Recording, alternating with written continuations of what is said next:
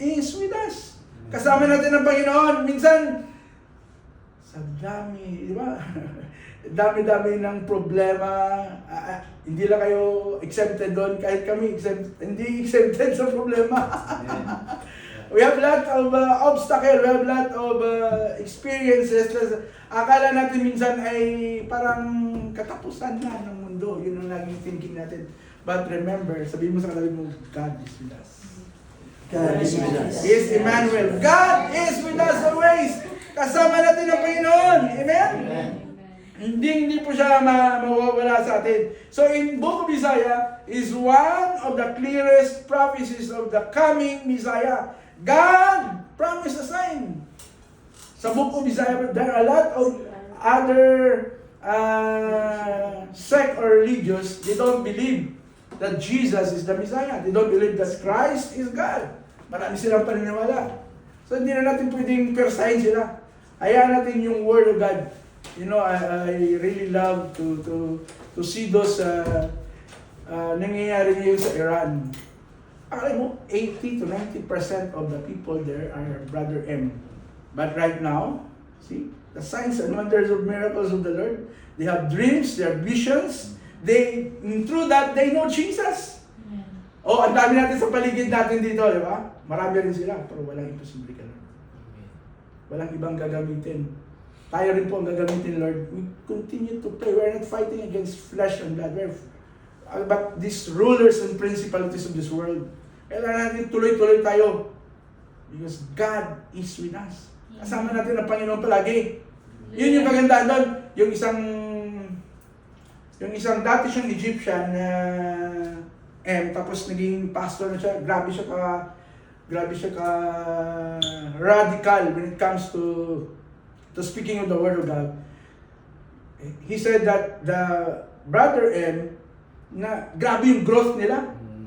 Talagang, akala mo, ilan ang asawa nila?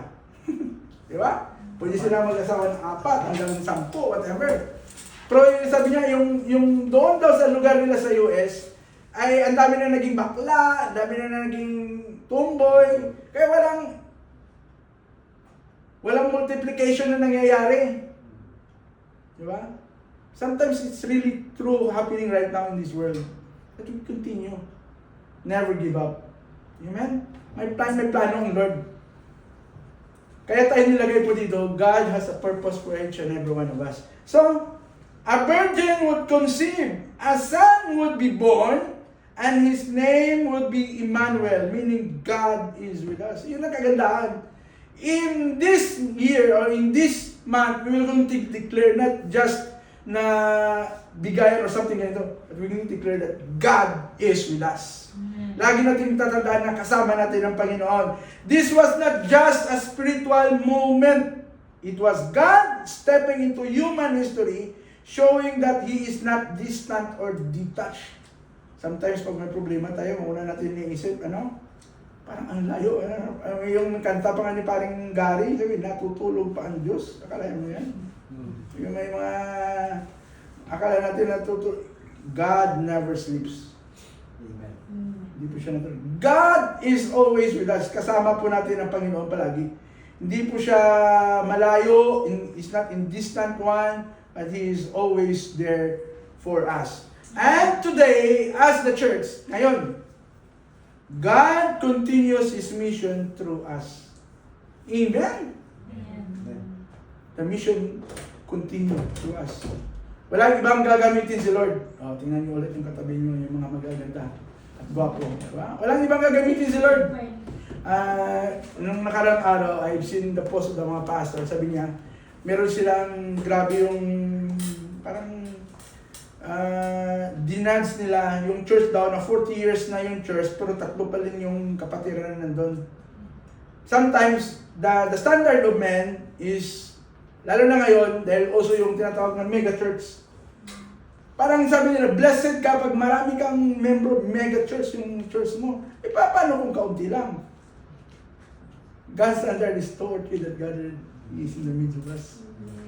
Sometimes yung standard natin na tao, iba. Kaya yung iba hindi na napapatuloy kasi kaunti pa lang o ganito. Kaya tayo sa Assemblies of God nasanay because in our church previously, even si Pastor, I was so blessed with their testimony sa ni Ate Mau. They started as 3 or 4 person. Right now, 18 years. 18 years. Hallelujah. Diba? If one day we could attend again. Last time we joined with the main. Talagang grabe. God is a God who is always with us. Amen. He is Emmanuel. God is with us always. Hindi ko lubos akalain kung ano mangyayari dito sa place natin sa Sharjah. At alam ko may gagawin ng Panginoon. Amen. Amen? Yung nakaraan, 1st October, nag-anniversary kami, ang dami. Tapos biglang nawala. Sabi ko kay Pas, nawala sila. Hindi na nag-attend. Sabi ni Pas, normal lang yan.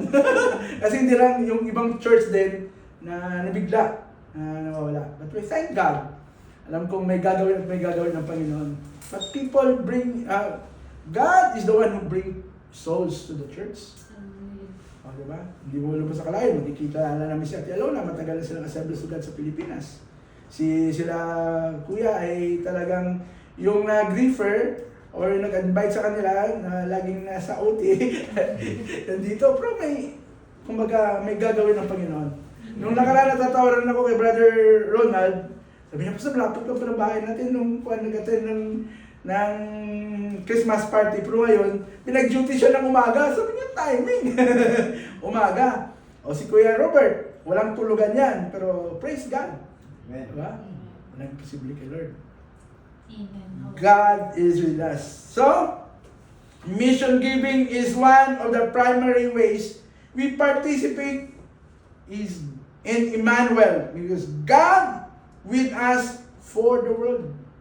Tayo ang gagamitin ng Panginoon. Yung iba, gusto nilang literal na pumunta agad ng Panginoon eh. Yung maraming, kahit yung barbero, sabi niya, bakit walang ganito? Ang dami mga kwento. If God will come today, paano yung mga brethren natin na hindi nakakilala kay Lord? Diba? Sabi pa ng isang pastor at the age of 16, he is shouting, God is coming soon. Kinuha na lang siya ni Lord still. Diba? Right now. May purpose pa si Lord kung bakit tayo nandito. One day, we are going to enjoy this moment. Kasi lahat-lahat naman tayo, even in the book of, doon pa lang sa stage ni Isaiah, he already prophesied these things will happen. And when we give support also to the missionaries, building churches, and send help, evangelize, and bless more poor, we are declaring that God is with us. When we do that to our mission. We thank God po sa, number 1 po sa leadership ni Paz, kasi hindi po madali ang mag-church planting sa UAE. Yun yung una naming pinag-pray, nayakan namin kay Lord. Dati when we are having a pioneer in Abu Dhabi, yung office ko, yun ang ginagamit. From Monday to Sunday, sabi nga ng CEO ko, lupit mo, hindi ka na umuwi ng bahay, parang bahay mo na yung office. Kasi hanggang Sunday, 2 service namin doon, morning at saka hapon. Tapos biglang nawala. Kaya sabi ko, Lord, ano bang purpose mo? Kaya still, matagal na pong ni-refer ng General Superintendent namin, na senior pastor namin sa ROAS, si Pastor Jess. Kaya nung sabi ko, ma, punta na tayo doon sa nag-attend kami. And I thank God for that prayer. June kami nag-attend, tapos by October, we started this. Diba? Walang imposible ka lang. Amen. Thank you for their life. Dahil hindi po sila naging, yung word na hindi sila naging gahaman, kundi naging open sila. Amen. Diba? Marami po kasi mga, yung may mga inatinan kami na ang dami pa nilang, sabi ko Lord, kung ano yung will mo, hindi yung will namin masunod. Kundi yung si Lord yung masusunod sa buhay. But thank God. Nag-usap kami ni Pastor ng Monday at ayun, o Wednesday. Pagka Sunday, nag-start kami. Diba?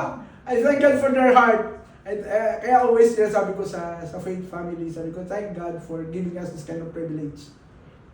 The mission will not continue if there is nobody na magsusupport. If there is nobody na mag-open arms o mag-open heart na tangkiligin.